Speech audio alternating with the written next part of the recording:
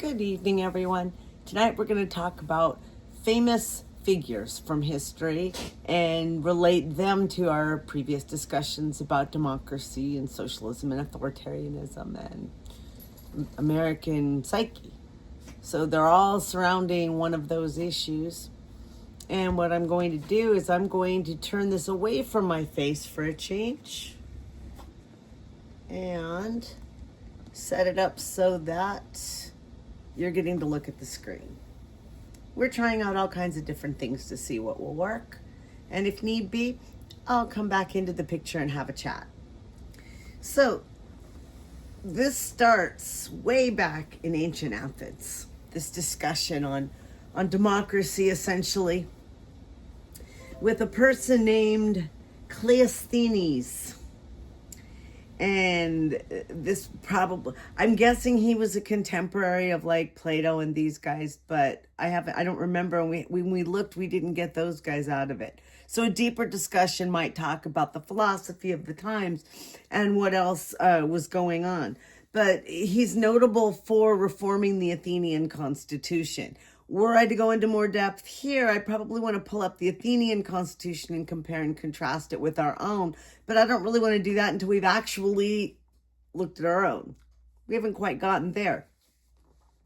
So, innovation. The innovation of Cleisthenes, is that what I said before? I thought I had it pronounced right, then I lost. Okay, was basing the individual political responsibility on citizenship of a place rather than on membership in a clan. So I think this is crucially important, as distinct from almost any other form of government. I mean, you could be in tribes, you could be in clans, you can be in smaller family groups, you could have some strong person, whatever. This was the time, I hesitate to say the first time, but the first time that we generally know about that the organization of government was placed on where you live and where you're the citizen as opposed to your bloodline. Now, citizenship and bloodline, of course, mix and cross and things like that, which is one of the things that makes our country a little bit different, but we'll get to that later too. I just noticed the word isonomia, membership in a clan, isonomia. Very interesting. So we know that the concept of democracy was something that started back in ancient Greece, at Athens. And in fact, from our other discussion, we know that they were able to use some direct democracy, at least for a time. I don't think it lasted super long even then. Now, I'm interested to know more about what's happening between here and there, but we do know a few things here and there, meaning between ancient Athens and where we're going to go next, which is the early modern era. So what did happen between ancient Greece and 1500?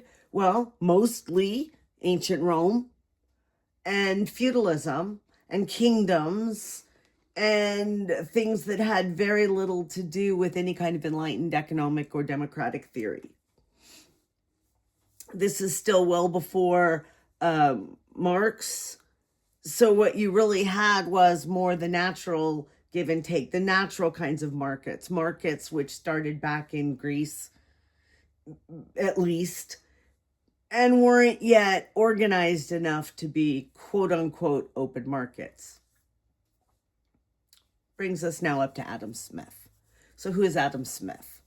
Well, Adam Smith, born in Scotland, as you can see, had a lot to do with our modern economic theory. He really developed out a theory of capitalism. Now, I had thought that Adam Smith was more noting what was natural capitalism, and I think it may have indeed been built as such.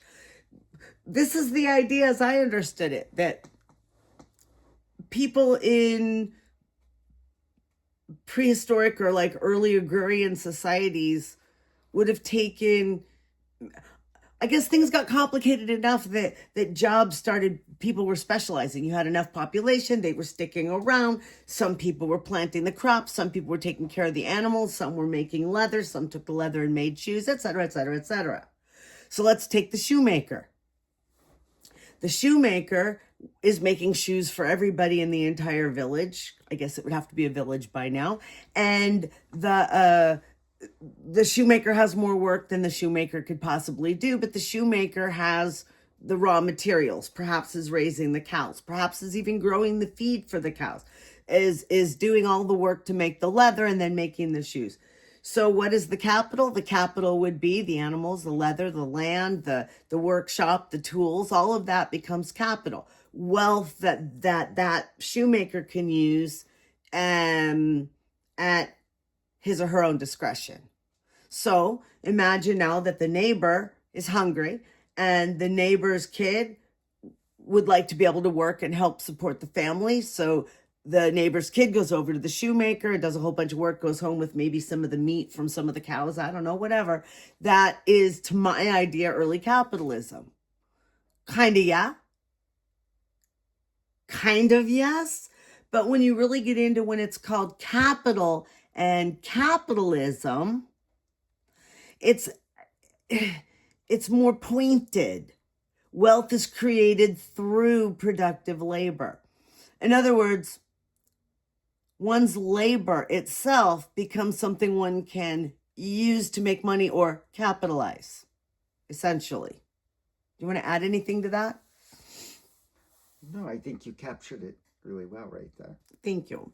Well, Adam Smith went on to the second part, which is where Adam Smith and Marx become these funny cousins. And I didn't know this before, but Adam Smith is talking about that self-interest motivates people to put their resources to the best use. Well, sure, in terms of people that have the actual capital, but in terms of poor people, I'd say that their self-interest is hunger, and the only capital they have is their labor, and therein lies the problem. Also, when the capitalists, who ostensibly get to do whatever they want with their own property and their own money, start buying up all the means of production, now we've got capitalism in a more modern sense that may or may not be wonderful for the workers. Note that Marx picks up on that thought. Now, connected very closely to Adam Smith by time, not by place, would be Thomas Jefferson. Thomas Jefferson is known as one of the founders of American democracy. I'm going to change that up just a little bit and say that Thomas Jefferson is more one of the founders of American federalism and an American republic.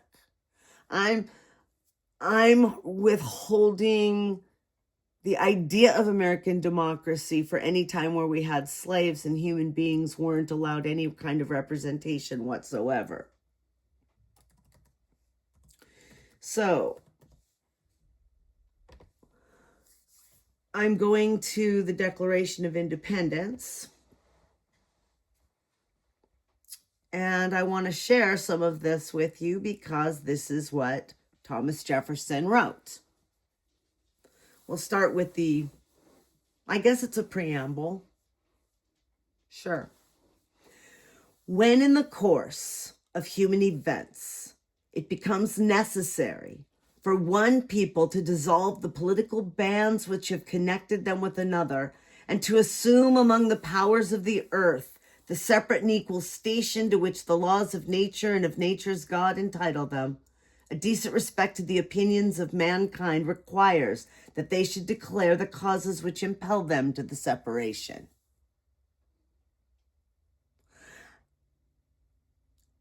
For right now, we'll talk about these words and how they related the colonists to George III, etc., and our own sense of independence. I'm choosing my words really carefully because, again, we weren't a free people.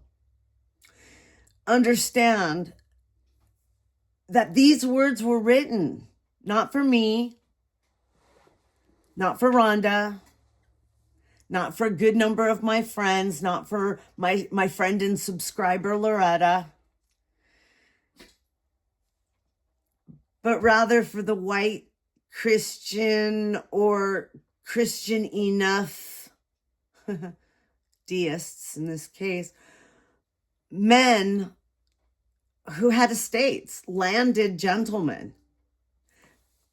The Declaration of Independence was for the people with capital to not be taxed without being able to argue in their own defense. That's it. That's the big deal. It had nothing to do with freedom for women and freedom for people that had a different religion and freedom for anybody that had too much melanin. And I mean, for people who didn't come over on the Mayflower, those people. However, putting this aside for this moment, let's look at the beginning of what was said. And even though we're talking about the United States of America, I still want you to look at what's happening right now today. Well, it's still the United States of America at this point. That's not what I meant. Even though we're intending to apply this to 1776, let's consider the words 250 years later as well.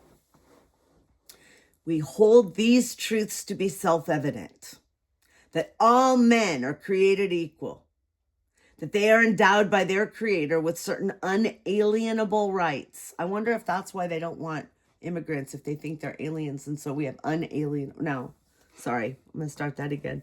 We hold these truths to be self-evident, that all men are created equal, that they are endowed by their creator with certain unalienable rights, that among these are life, liberty, and the pursuit of happiness, that to secure these rights, governments are instituted among men, deriving their just powers from the consent of the governed, that whenever any form of government becomes destructive of these ends, it is the right of the people to alter or to abolish it, and to institute new government, laying its foundation on such principles and organizing its powers in such form as to them shall seem most likely to affect their safety and happiness. Prudence indeed will dictate that governments long established should not be changed for light and transient causes, and accordingly all experience hath shown that mankind are more disposed to suffer while evils are sufferable than to right themselves by abolishing the forms to which they are accustomed. But when a long train of abuses and usurpations, pursuing to invariably the same object, evinces a design to reduce them under absolute despotism, it is their right, it is their duty to throw off such government and to provide new guards for their future security. And then it goes on and talks about the specific things that the colonists were, which I think in a future time would be great to go over to see if the Donald is similar or different. However, what did we just learn? We learned that if the government isn't serving the people, it's got to go. That indeed governments are created simply for the purpose of creating this kind of betterment for the people. So then it comes down again to which people? Because what's better for the rich? What's better for the men? What's better for the Christian may not be what's best for the rest of us.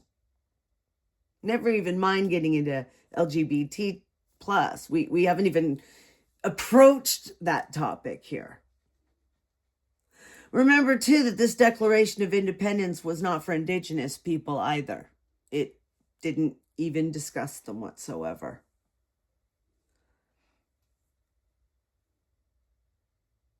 Life, liberty, and the pursuit of happiness. The right to life. It doesn't say that you have the right to life unless you're a Venezuelan fisherman or drug dealer. It doesn't say you have the right to liberty unless you're brown. And it doesn't say you have the right to pursue happiness if you can afford it. So I just think we should note these things. And when their government is destructive, they have the right to do something about it. But note that even here in the Declaration of Independence, it says is that most people would rather put up with the crap that they're dealing with than to try to make something new. I think we'll stop right there with Mr. Jefferson, because the rest of this doesn't belong in studying specific famous people. But that's what he thought, and that's what he said. And yet he went home and did what he did. So moving along, there's Henry David Thoreau. Thoreau fascinated me when I was younger because he seemed to think that you could just live a life in nature, and that all of this civilization was just this burden one must not, need not bear. And he had this little cottage and he lived without really having money and all that. That was all great. And I thought that the values were lovely and wonderful and seemed very American in terms of the frontiers and all these things. Until I found out that he was living in his friend's backyard. I think Longfellow's, but he was living in his friend's backyard. Well, I could have lived a good life I had friends that lived in a very nice house in Montecito, California, very nice. They had a great, huge yard. I could have lived out the rest of my days in that yard. Unfortunately, I couldn't. They didn't let me. In any case, he also talked, though, to be fair, Walden probably wasn't why he made this list. I was thinking about it. He made the list for civil disobedience. Right. He made the list because he'd rather go to jail than go against his principles and hurt anyone. That's right. I still think, though, nonviolence is a luxury, is a privilege. And if you're fighting for your existence or you can't eat or somebody's going to shoot you, you might not have that luxury. So I still think the principle I was making is correct. But he did go to jail, if I recall. Mm-hmm. I think so, huh? Well, now we get to Karl Marx. You remember what I was saying? Adam Smith, Karl Marx. That's because they're talking economics more than they're talking government. Jefferson, Lenin, maybe we can discuss that later. Jefferson, Mao. I'm not sure. It's something to think about for later, but tonight. But Karl Marx to me is sort of I would say that they were opposites in a way, but now I'm sort of wondering if they aren't one a continuation of the other. So you start off with bartering and doing for one another, and you move into, when you have an unequal barter, you move into tokens, and you have stones, or you have shells, and you have things like that, and then you start moving into something that would be like money, and then you may even stamp it so it's the coin of the realm, right? And you have people then who gather together materials, production means, or coins of the realm. And then what do they do with all those things? They, quote unquote, hire / exploit other people who need to eat, or who need shoes, or who need clothes, or whatever. We haven't even gone to like insurance. We have not yet, what was the word for it? Financed capitalism? Is that what it is? I think so. Okay. Financialized capitalism. I knew it was a longer word. Because that comes in here too. The exploitation, the people using their money to make more money, to make more money, to make more money, to make more money, as opposed to helping the hungry ever. And to feed people as little as possible, to give them as little as possible medical, to work them as long hours and in dangerous, I'm getting Dickinsonian vibes right now about, London during that time, or the coal miners in Western Virginia, and the abject poverty and misery that was created while some people got richer and richer and richer and richer. And then on top of that, to start betting on each other, to start using your money to, hey, I'm buying a piece of your company so you can do better. And all the money starts going from rich person to rich person to rich person. And the poor people are still freaking hungry. Financialized capitalism. Well, then along comes Karl Marx. See, I didn't lose the thread. And no, I'm not weaving. Karl Marx. He said, you know, eventually if you keep treating them like that, they're going to get mad. If you keep treating workers like that, the way they've been treated, they've been peasants and they've been sharecroppers and they've been slaves and they've been workers and they've been poor and they've been miserable, and you don't let them do anything. They're going to get mad. They're going to rebel. Well, you could have government rebellions. That's called a revolution, or could be, or a coup. Or you can have economic revolution. And he saw a certain type of economic revolution where the workers kicked everybody's butts, sliced off their heads, took over the means of production, and ran it in a worker's paradise. Well, the problem, of course, is the worker's paradise idea, 1984. Orwell, time to read that. If you have not read 1984, if you have not read Animal Farm, and I actually was trying to reference Animal Farm, but both of them, they're amazing, and they speak very much to what we're talking about here. In the end, though, communist parties decided to have a one-party system, and they said it was for the workers, but it wasn't for the workers. It was for the people who had power and therefore money, and therefore power and therefore money. And it ended up where the communists, the rich communists, the corrupt and rich communists look like the corrupt and rich capitalists. Yeah, so that's where you got the pigs and people kind of thing. So, yeah. Then Susan B. Anthony, Clara Barton, Harriet Tubman.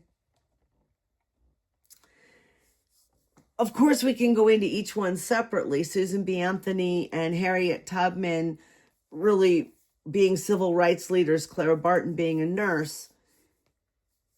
There's so much to say here. Susan B. Anthony going against what women were supposed to be like and getting a lot of trouble for that. I'm pretty sure she was hurt and detained and different kinds of things happened to her. Whereas Clara Barton, who was also very strong and did things that were, in her case, I think, if I recall, the women weren't on the battlefield the same way until she was more coming along. And Nightingale too. I think that's what they were. But she was in a female approved type of position, of that helper position. Didn't get as much trouble. Harriet Tubman, well, whew, what an amazing. I would want to talk so much more about Harriet Tubman in a separate place. She epitomizes standing up for yourself and not being able to just have civil disobedience. Exactly what I was talking about.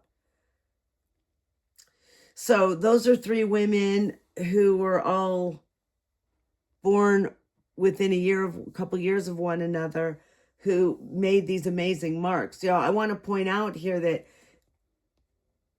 while women were fighting for women and for women's rights, they were fighting for everybody's rights until they had to make decisions. And they had to decide if they would accept, for example, the right to vote when Black women weren't really able. And I know that Black women feel really abandoned here. I know that from studying things that frequently white feminists leave Black women who fight for democracy behind. And so Black women find themselves fighting for women and for democracy. And yeah. So moving on for now, each one of these people could be a master's level course. So my moving through them fairly quickly right now is definitely more of a high school move. The connecting that I'm doing between and among them and connecting them up to the other talks that we've had moves it up into more of a college level. But to dig in at a master's level, so much more. Picking a couple of these people, for example, where I was starting to go with Adam Smith and Karl Marx, that was moving towards that area where I would consider it to be master's level work. So Ambrose Burnside, I know he was a general in the Civil War. The thing that I know the most about him, just offhand, is the fact that he had these enormous sideburns, and that's why we called them sideburns, that they were teasing him. That's why the burns. We get to Alfred Nobel. What did Alfred Nobel do? Alfred Nobel invented dynamite.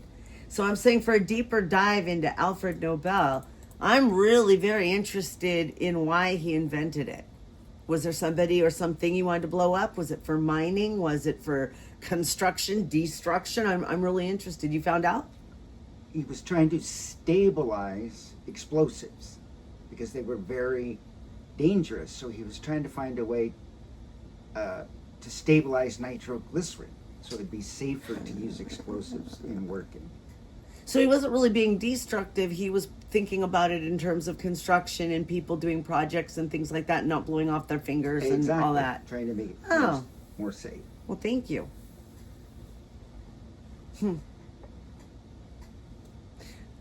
Now, another thing I'm wondering is, what kind of straight line is there from the technology involved in dynamite and other explosives and ultimately nuclear bombs? But again, moving along, because that kind of science thread is beyond the scope of maybe the whole course, but certainly my head right now. Okay, now we get up to Mahatma Gandhi. Now I want to kind of compare Thoreau and Gandhi, because while they both talked about civil disobedience, and while Thoreau suffered to a certain extent in jail and whatever he had to deal with, contrast being able to live in Walden on his friend's property with Mahatma Gandhi in an occupied country with and then Mahatma Gandhi comparing him to Thomas Jefferson. Here you have somebody with these huge noble ideas and important things that changed the course of history while they were exploiting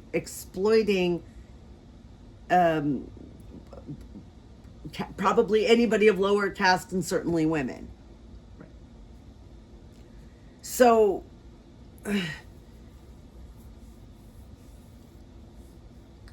I guess what I'm getting at is that some of these people, I understand the same kind of thing about like Mother Teresa. Do we look at what they did for the good? Do we look at what they said for the bad? Do we look at how they exploited their intimates? Do we look at the grander good? People are very complicated. And they do... These famous people that are such big figures, that they're not simple. We can talk about certain things about them, but they're definitely not simple. Now, Hubert Herber, you know, that somebody did that very thing on Jeopardy one time. They were trying to say his name, and they did something like what I just did, Hubert Herber. Yeah. Anyway, he was a president. And the president right before FDR, and if you'll notice, they were born just a few years apart. And yet, what a difference. Hoover came from Iowa. Roosevelt came from New York. Roosevelt was of the elite, which makes some of what he did so very interesting. Hoover, I don't really know. I'm going to guess that he came from more of an upper middle class background. But I don't really have a good reason for that, because I don't know. He may have been poor and developed his own money as he moved up in politics. But here, both of these gentlemen were president facing a similar thing. The markets had dropped out of existence. The floor dropped out of the market. The market had done crashed. And people couldn't find jobs. And things weren't... People just didn't have the money to be able to buy things, so that things weren't selling, so things weren't improving, and blah. Very bad. Recession plus on steroids.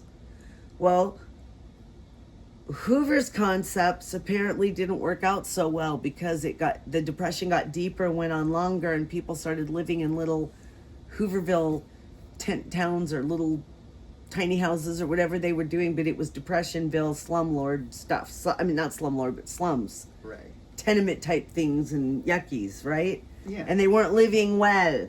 Roosevelt came along, and what do you know? He did all these things that some of Joe Biden's ideas, or those ideas that I think Biden was trying to reach for, was to actually provide the means for people to be able to start picking themselves up again, right? A little scaffolding.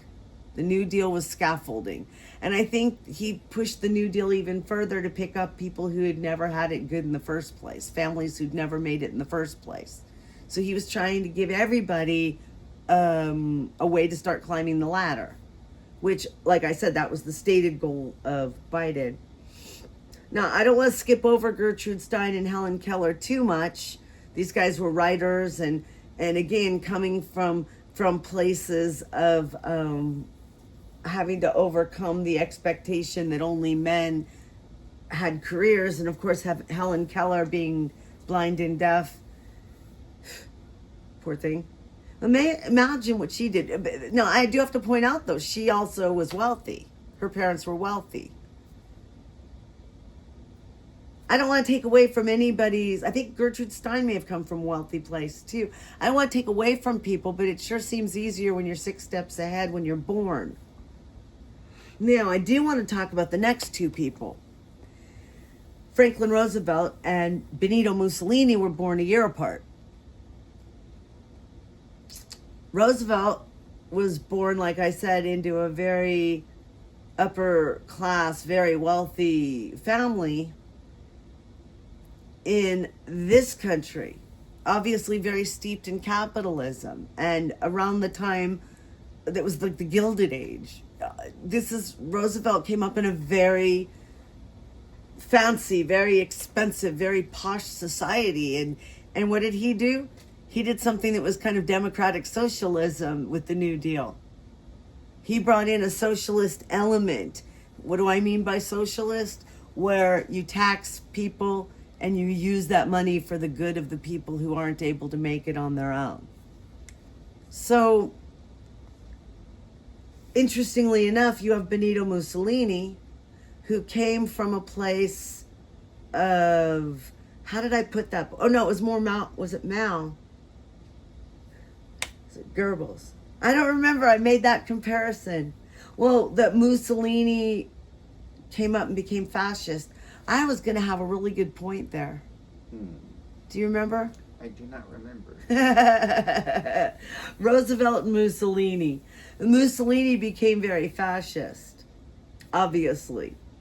A strong man from Italy. I'm laughing at myself. Well, you know what? If I come up with that connection again, I'll pop back in, if nothing else, to the comments, and I'll share that. Oh, that's really very funny. I should have written it down. Well, I guess I do remember something, that Franklin Roosevelt, who was brought up in such capitalism, brought in the democratic socialism. And I think I was contrasting him with Mao Zedong, who was very much a communist and wrote the book on Chinese communism, like I think literally.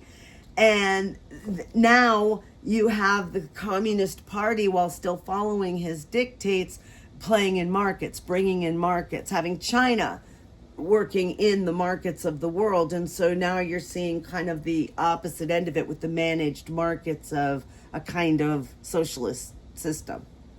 That's what it was. So I don't have to come back. And Mussolini was still a fascist. And we'll get into Mussolini more concretely when we're talking about strongmen, because that's a whole thing in and of itself. Eleanor Roosevelt. I just don't have extra to say. She was the wife of Franklin Roosevelt and was a stateswoman of her own and did a lot of, coming from a place of her own personal wealth plus marrying into wealth, her focus was to do good for the common people. Moving along to Joseph Goebbels and Golda Meir. They were also born a year apart.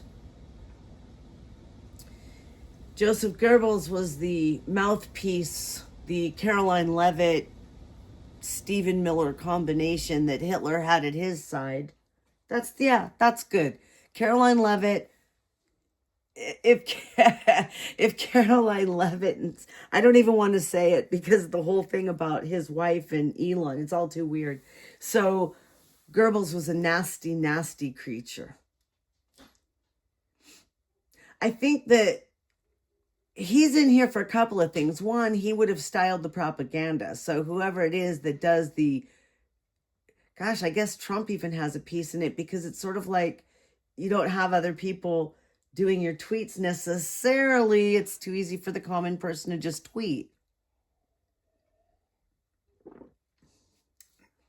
Golda Meir came from Ukraine, came from Kyiv, was Prime Minister of Israel. At some point, we are going to be talking specifically about the Middle East and Israel, and how it got started, what the Turks had to do with it, what the Brits had to do with it, what Americans had to do with it, what World War II had to do with it, who was there, who came there, the composition of Israel, and why all these people are so darn annoyed with each other.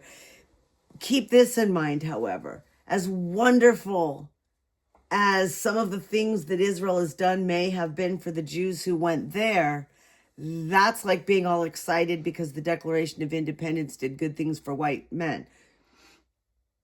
There's a connection there. So Golda Meir was born the same year as my great aunt. Is that Ruth? Interesting. That's interesting. Moving on into the century in which I was born. Oh, well, this is the early part of it, so I wasn't born yet. These are people who influenced my childhood, however. So for all the people who are boomers, these were people that we grew up, especially later boomers. I was a very late boomer, like Jen Jones. If you don't know what that is, look it up. It's kind of fun. Pat Brown. Well, Pat Brown, and I'm going to have you look down just a few more and look at Ronald Reagan. Two people born within 6 years of each other in this case. So completely different for California. Pat Brown represents the generous, egalitarian, democratic foundations in California. There are those. The reasons why gay sailors came to San Francisco after the war. That's Pat Brown. Ronald Reagan is more like the reason why the boomers got rich on their houses and nobody else can afford property tax. That's Ronald Reagan. Ronald Reagan is the reason why all the mentally ill people are out on the street instead of getting resources. That's the difference. Well, Pat Brown was I think, right? Was he governor when Johnson was president? Maybe still. Or was Reagan? Reagan came in right in there. Was it Brown to Reagan? That's what I'm not positive about. Okay. Well, Reagan then went on and did what he did Lyndon B. Johnson had the Great Society, where he tried to do some of the types of things that Roosevelt had done. And again, successfully. And plus, he was really involved with civil rights, the Voting Rights Act and all that. That was a lot of Johnson's work.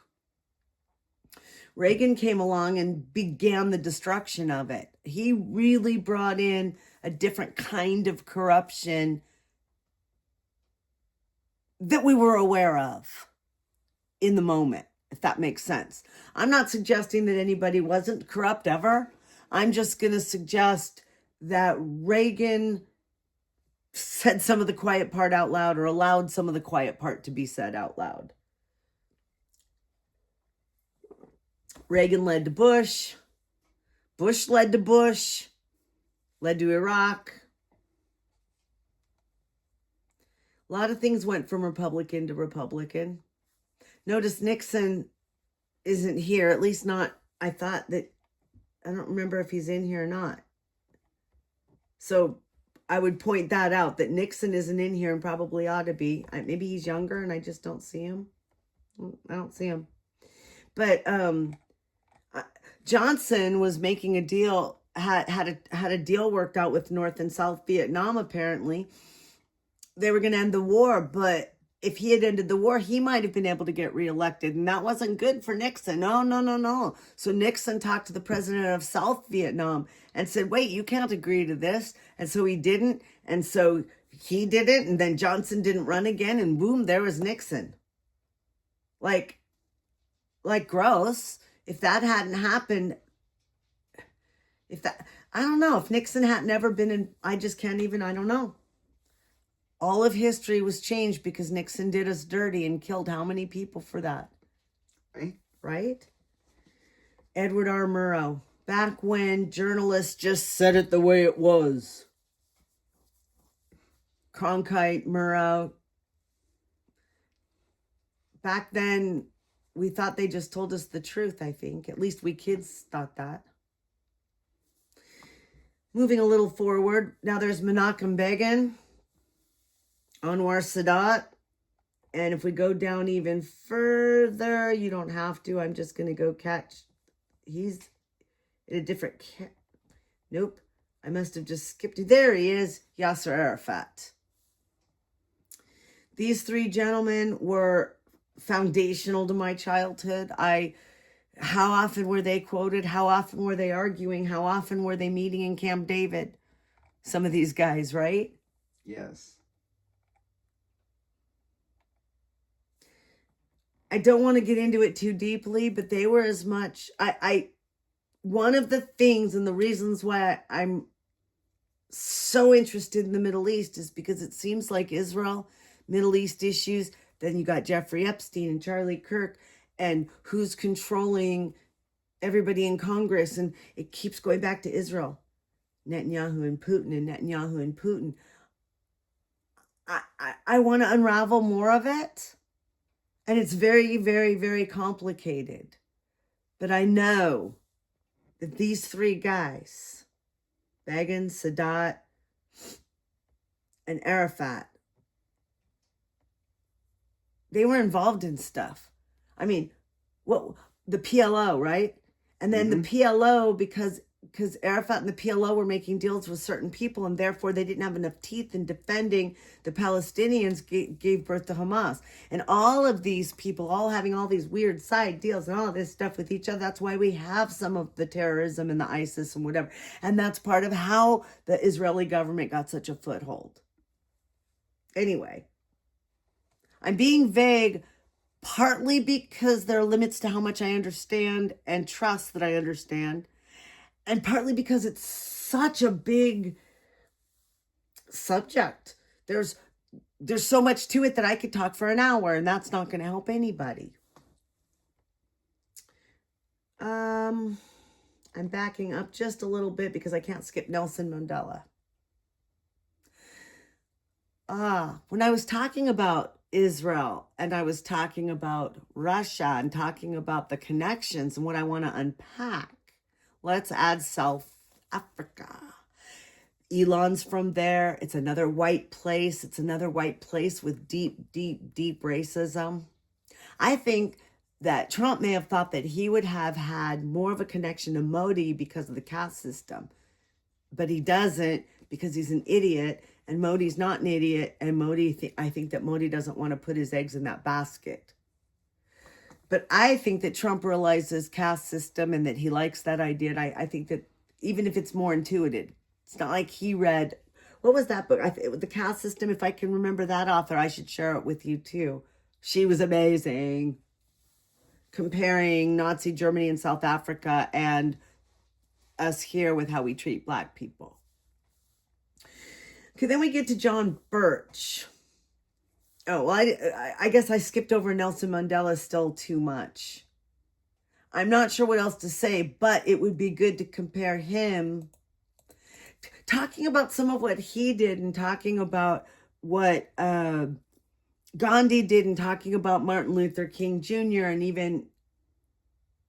even Thoreau, pulling those ideas of civil disobedience together would be a very interesting topic. And again, now there's at a master's level, or could be. Right. Of course, high school kids could do anything that master's students could do, just at a not as deep a level.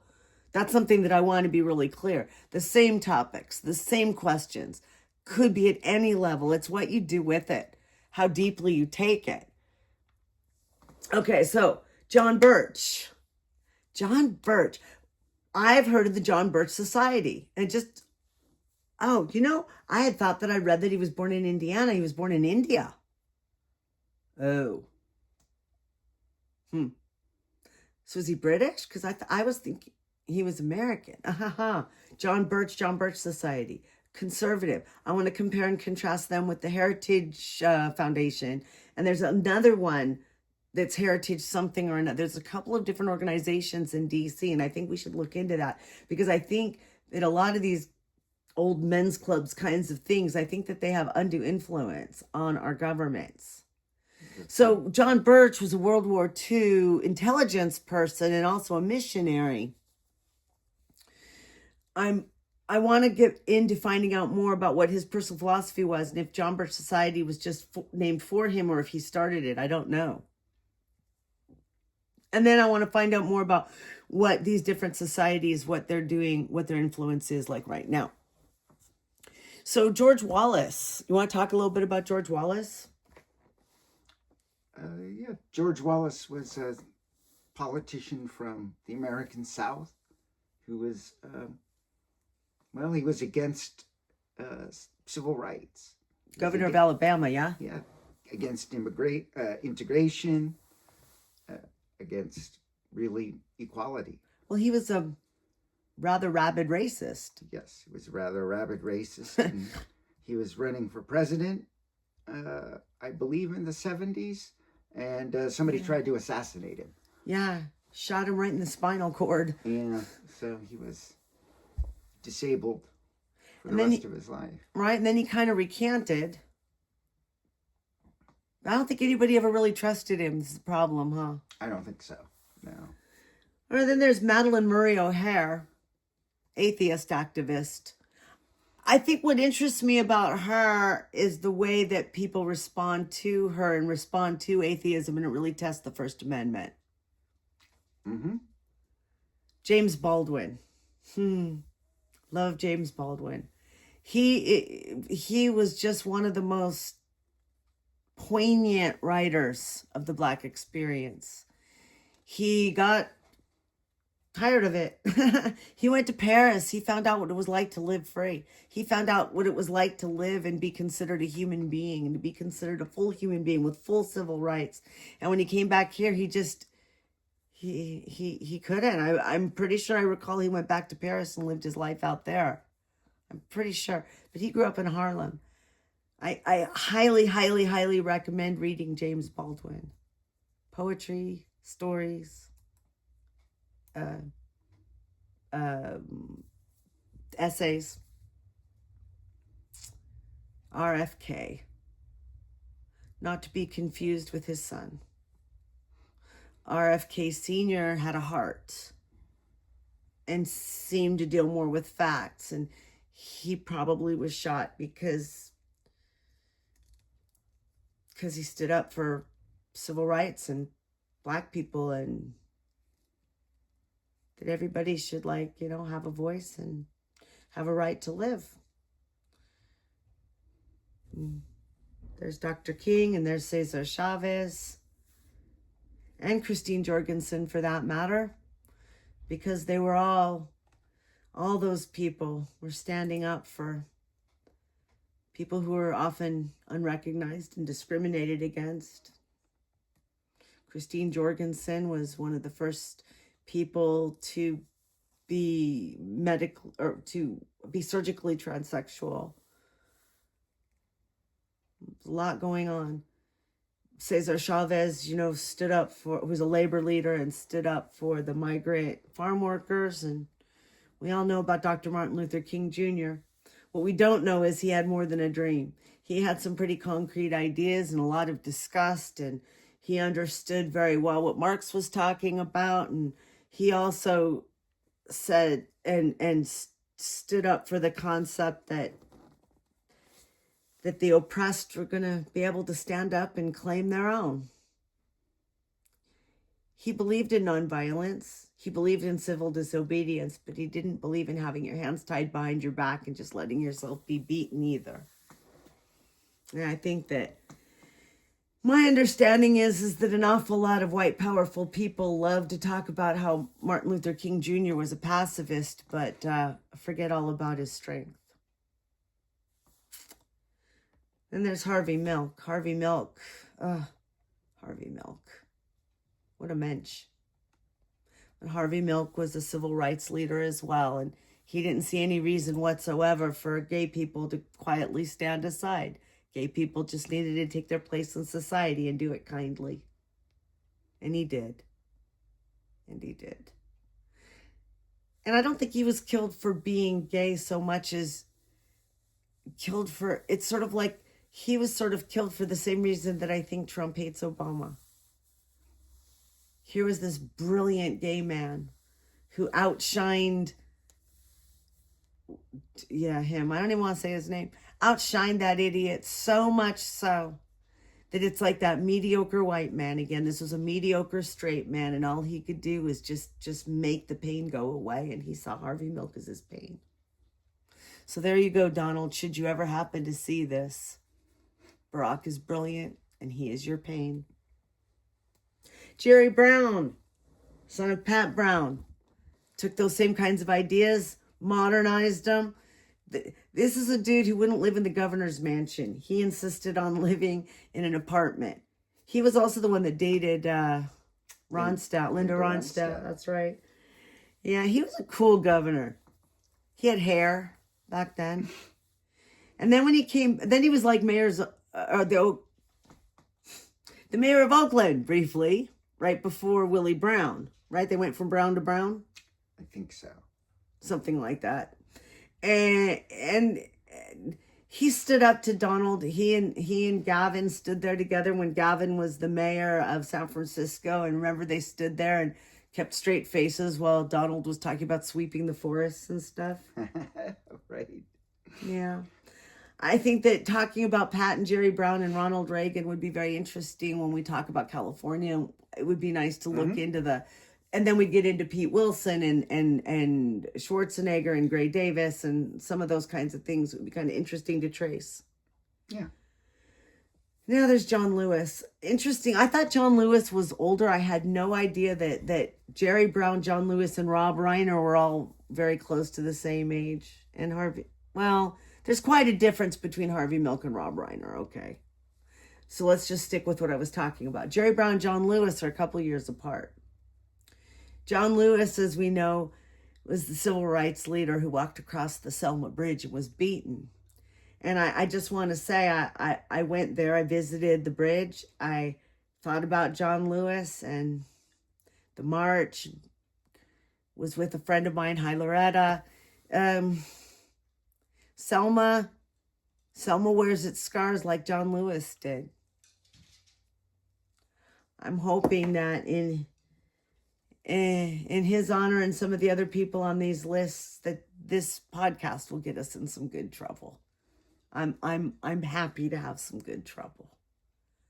It's important. And it's hard when you're a middle-class white girl being raised to be a good girl, to go out of your way to be a bad girl. But there are times when it's really important to be loud and be a bad girl. And those who know me might laugh really hard to think that I think that that's a hard thing to do. But it is a hard thing to do. It's hard to live with the repercussions sometimes, but well worth it. Last person, you can see Gavin Newsom's up there. We talked about Gavin a little bit. Gavin's really important. I suspect he's going to continue to be important, but he's so modern and so right now that I want the discussion of Gavin and the other people that are my age-ish. What do you mean Gavin's 7 years younger than I am? That's wrong. I mean, it's not wrong, but it's wrong. People that are my age and younger, I'm saving for a different podcast. There's sections where we're talking about more modern times and future that I want to save it for. So I'm going to end with a discussion of Rob Reiner, which just happens to be appropriate. This list was created before he was so horribly taken. I feel for his son. I feel for his family. Rob Reiner was an amazing individual. He came into our lives, people our age, I mean, in the form of a meathead, which I was always very angry when Archie called him a meathead. It really pissed me off.